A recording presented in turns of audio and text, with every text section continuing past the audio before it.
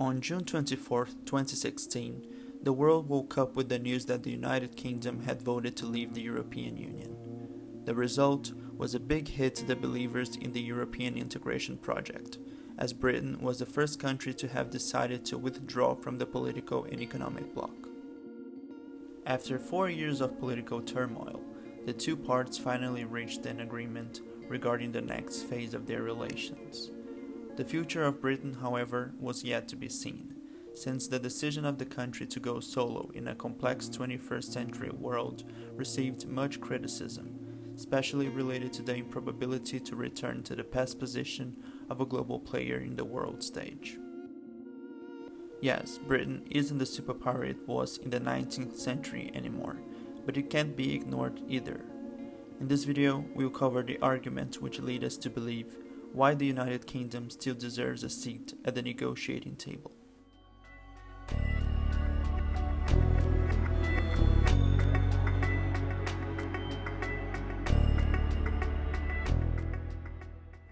In March 2021, the British government released its post-Brexit foreign and defence policy strategy, known as Global Britain.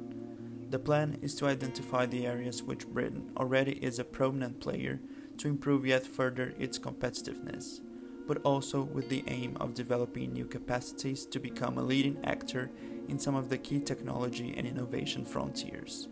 It's necessary then to check what are Britain's strengths and the areas which the country is most probable to excel.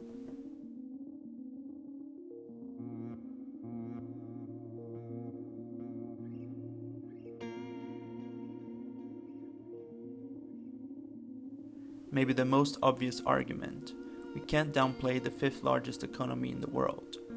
Even with all the uncertainty and instability derived from Brexit and the coronavirus pandemic, Britain's economy still held a position in the top 5 ranking countries. In 2020 alone, the country had a total economic output of an average $2.7 trillion in nominal GDP terms. Britain is not only the second largest European economy in these years, but will keep on punching above its weights, as it can still be a top 10 world performer by 2050.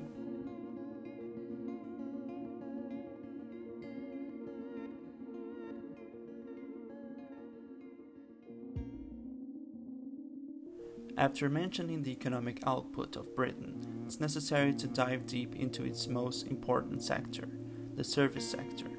Here, two industries deserve highlights: financial and business services.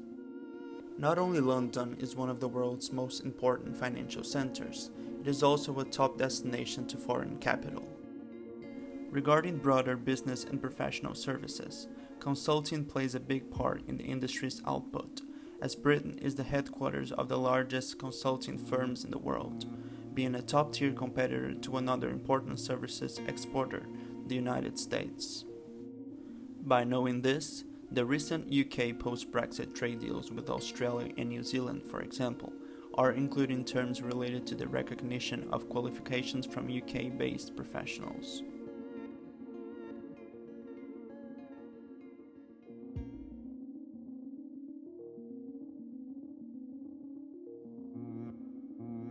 It is impossible to mention the United Kingdom without considering its academic relevance. The home of Newton, Darwin, and Hobbes hosts universities which are frequently top positioned in international rankings. Out of the 20 best performed academic institutions in 2022, 5 were located in the United Kingdom, with London also being considered the best student city in the world for the same year. Together with the best education infrastructure, Britain also benefits by having the English language as the most used in the academic environment. These two factors combined give the country a clear advantage in terms of being capable to drive and share innovation and new discoveries.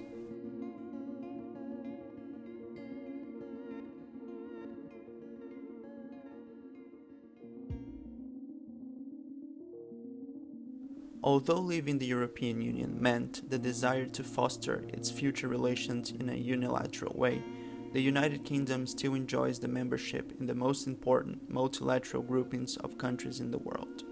As a matter of example, the country is a core member of the North Atlantic Treaty Organization, the Commonwealth of Nations, and just recently announced its engagement with the United States and Australia in a new strategic partnership named AUKUS.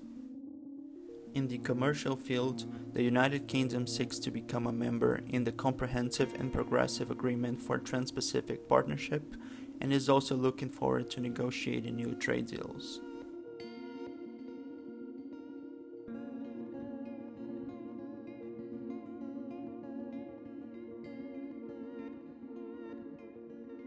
The United Kingdom, alongside France, the USA, China, and Russia, is also a permanent member of the UN's most powerful organism, the Security Council.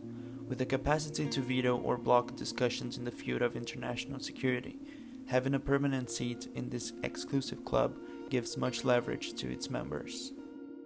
However, the Security Council, being created after the end of the Second World War, is a target of much criticism nowadays, and its incapacity to have permanent members which really represent political and economic power in today's world. As a result, demands for change have been increasing in the past years, but no reform is to be expected in the near future.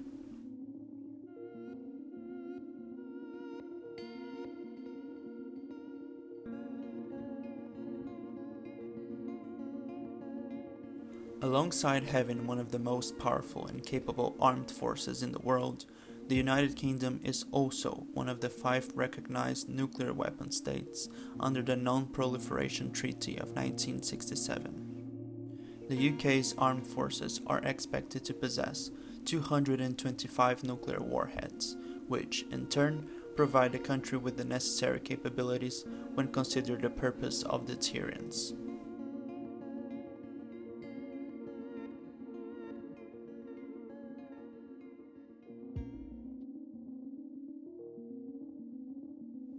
To measure innovation is not an easy task, as it varies according to a certain region's supply of investments, infrastructure, human capital, and research facilities. However, as a matter of example, using tools such as innovation indexes can provide further elements to one's innovation analysis. The United Kingdom, for example, frequently ranks high when it comes to innovation. In 2021, the country was considered the 4th most innovative economy in the world, behind only Switzerland, Sweden, and the United States, respectively. In terms of entry-level market enterprises, such as startups, the UK also held the 4th position in the world, as it was home to 39 unicorn companies in 2021, a number slightly ahead of its continental peers like Germany and France.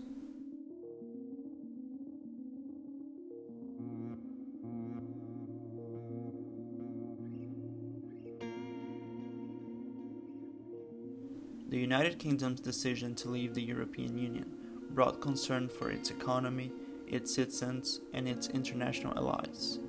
To say that the exit process would be easy was not entirely fair, since the relations between the two political entities lasted 46 years, and as a result, many enterprises and citizens relied on the integration between the island and the continent, especially in the economic realm.